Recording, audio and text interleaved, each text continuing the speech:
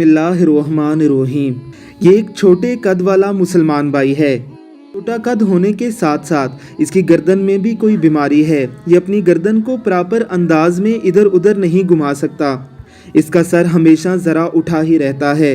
अपनी इस माजूरी के बावजूद भी ये नमाज कायम करके अल्लाह रब्बुल इज़्ज़त के हुजूर हर रोज़ ही सुरखरू ठहरता है। और इसकी निस्बत हम में कितने ही ऐसे लोग हैं हर तरह की माजूरी से महफूज हैं।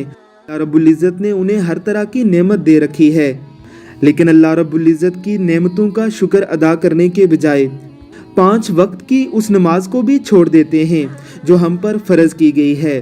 शैतान ने हज़ारों सजदों के बाद सिर्फ एक हुक्मी सजदे का इनकार किया था तो रोंदाए दरगाह ठहरा, लईन और मरदूद करार दिया गया और जन्नतों से निकाल दिया गया। हम रोज़ाना कितने सजदों का इनकार कर रहे हैं।